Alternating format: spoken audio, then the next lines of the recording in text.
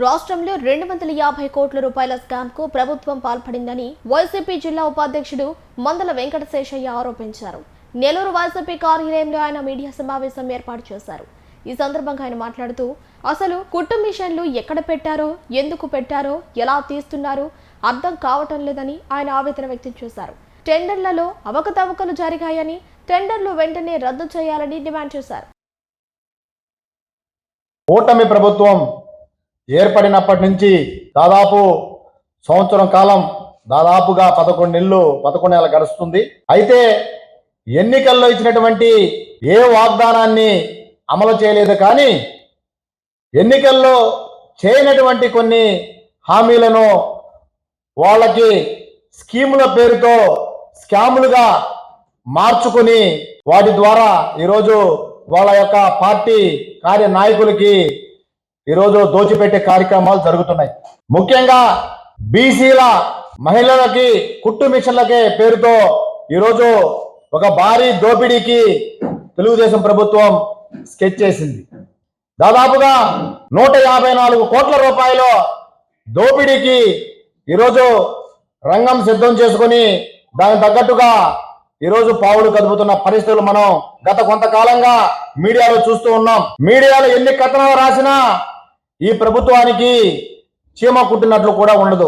ఎందుకంటే వారు ఏదైతే చేయాలనుకుంటున్నారో దానిని చేసేదాకా నిద్రపోరు.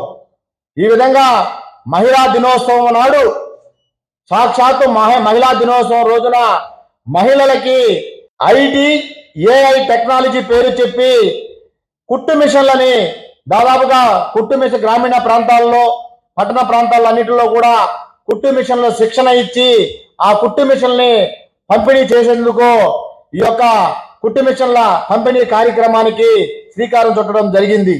ఈ యొక్క కార్యక్రమం దాదాపుగా 220 కోట్ల రూపాయలతో 102,832 మంది లబ్ధిదారులను ఎంపిక చేసి వారికి వివిధ దశల వారీగా కుట్టు శిక్షణ కార్యక్రమాలని వాళ్ళే, ఆ సంస్థలే వాళ్ళకి ట్రైనింగ్ ఇచ్చి వాళ్ళకి కుట్టు మిషన్లు పంపిణీ చేసే విధంగా ఆ కార్యక్రమానికి శ్రీకారం చుట్టారు.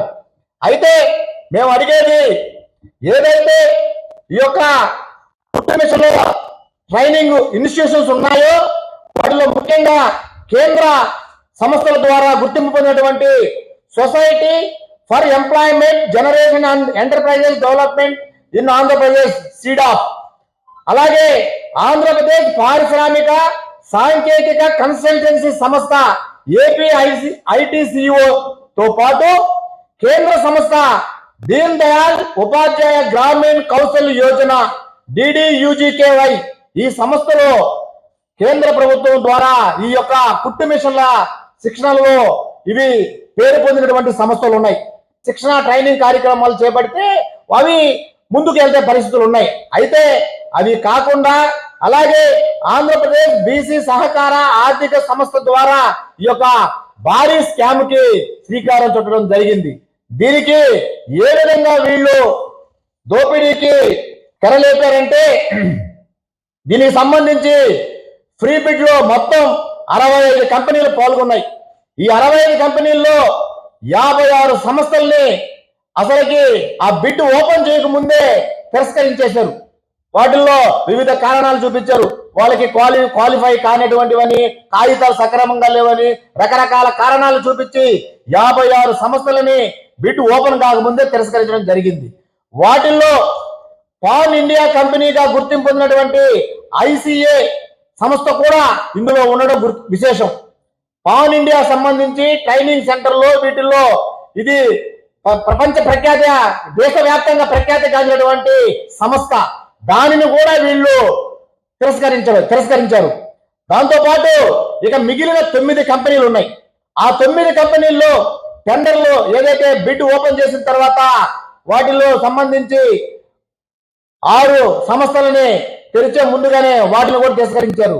అయితే వీటన్నిటికి సంబంధించి ఏదైతే వాళ్ళు ఇచ్చిన నిబంధనలు ఏవైతే ఉన్నాయో ఆ నిబంధనలు అన్నిటిని పట్టుకొని నిలబడినటువంటి 3 టెక్నాలజీ తక్కువ మొత్తానికి కోట్ చేసి 25 కంపెనీల్లో కూడా తక్కువ మొత్తానికి కోట్ చేసినటువంటి శ్రీ టెక్నాలజీకి సంబంధించి అది L1 గా నిలిచింది. అయితే ఇక్కడ నిబంధనల ప్రకారం ఏదైతే తక్కువ కోట్ చేశారో ఆ తక్కువ కోట్ చేసే సంస్థకి ఏదైతే ఈ యొక్క కుట్టు మిషన్లకు సంబంధించింది అదంతా కూడా వాళ్ళకి అప్పగించాల్సిన నిబంధనలు ఉన్నాయి. అయితే ఇక్కడ వాళ్ళని బెదిరించో భయపెట్టో వాళ్ళకి 5% ఇచ్చి వాళ్ళని పక్కకి తప్పించారు. తర్వాత L2 L3 ఉన్నటువంటి సంస్థలు ఏవైతే ఉన్నాయో ఆ సంస్థలు 2 సిండికేట్ గా మారి మిగతా 95% ఆ 2 సంస్థలకి అప్పగించారు. ఇక్కడ అసలు కథ ఇక్కడి నుంచి ప్రారంభమవుతుంది. ఏదంటే ఏదైతే ఈ యొక్క కుట్టు మిషన్లకు సంబంధించి దాదాపుగా ఈ యొక్క 220 కోట్లకు సంబంధించి ఈ కుట్టు మిషన్లు కొనుగోలు అయితేమి వాళ్ళకి ట్రైనింగ్ సంబంధించి ఖర్చు మొత్తం వాళ్ళకి దాదాపుగా ఏ ట్రైనింగ్ సెంటర్ లో ఫెసిలిటీస్ తో పాటు మొత్తానికి రేటు కట్టి దానికి సంబంధించి 220 కోట్లు వాళ్ళు అంచనాలు వేయడం జరిగింది. దానికి ఏ విధంగా అంటే శిక్షణ 50 రోజుల్లో శిక్షణ ఇచ్చే విధంగా దానికి సంబంధించి ముఖ్యంగా ఈబీసీ ఈడబ్ల్యూఎస్ కాపు మహిళలకి ఈ టైలరింగ్ శిక్షణ కార్యక్రమాలని ప్రారంభించడం జరుగుతుంది. దాంట్లో 15 రోజులకు సంబంధించి 33%, అంటే 30 రోజులకి 33%, 50 రోజులకి 33%. ఏ విధంగా అంటే అది ఏదైతే ట్రైనింగ్ సంబంధించి ఈ సంస్థలు ఉందో ఆ సంస్థకి ట్రైనింగ్ ప్రారంభించిన 15 రోజులకి 33%, అలాగే 50 రోజులకి మరో 33%, అలాగే మిగిలిన 33% క్లోజింగ్ టయానికి మొత్తం ఆ విధంగా దీన్ని ఎందుకంటే అసలు ప్రారంభం కాకముందు అడ్వాన్స్ గా కూడా 33% వాళ్ళకి ఇచ్చే విధంగా దీంట్లో నిబంధనల్ని సడలించి వారికి సంస్థలకు అనుకూలంగా వాటిని ఇవ్వడం జరిగింది. అయితే ఒక్కో లబ్ధిదారుడికి దాదాపుగా అంటే మొబిలైజేషన్ అడ్వాన్స్ కింద దాని సంస్థ ప్రారంభం కాకముందే ట్రైనింగ్ శిక్షణ కార్యక్రమం ప్రారంభం కాకముందే 25 కోట్ల రూపాయలు కాంట్రాక్టర్లకి దోచిపెట్టేదానికి ఈరోజు రంగం సిద్ధం చేసుకుని ఆ విధంగా పావులు కదుపుతున్న పరిస్థితి ఈరోజు ప్రభుత్వం చూస్తున్నాం. ఇది ఎక్కడా ఎప్పుడు చూడరా ఇట్లాంటి దోపిడీ కార్యక్రమాలు మనం ఏ రోజు కూడా చూడలా. ఈరోజు పత్రికల్లో కావచ్చు, వార్తా మన టీవీ ఛానల్స్ లో కావచ్చు, ఈరోజు కథనాలు ఏ రోజు ముప్పడిగా వస్తున్నా కూడా ఏటిని లెక్క పెట్టకుండా వాళ్ళు ఏదైతే చేయాలనుకుంటున్నారో దాన్ని నిస్సిగ్గుగా ఈరోజు చేసే కార్యక్రమాలు ఈరోజు మనం చూస్తున్నాం. దాంతో పాటు దాదాపుగా ఈరోజు పేదలకు సంబంధించి 154 కోట్ల రూపాయలు ఈరోజు ప్రజాధనాన్ని ఈరోజు దుర్వినియోగానికి గురి కాబడుతున్న పరిస్థితి ఈరోజు చూస్తున్నాం. అయితే మేము ఈరోజు ఈ ప్రభుత్వాన్ని ఒకటి అడుగుతున్నాం. దానికి సంబంధించి ఏదైతే ఒక్కొక్క కుట్టు మిషన్ సంబంధించి 4,300 రూపాయలు కుట్టు మిషన్ కొనుగోలుకి, అలాగే ఒక్కో మహిళ శిక్షణ కోసం 3,000 రూపాయలు ఖర్చు చేస్తున్నారు.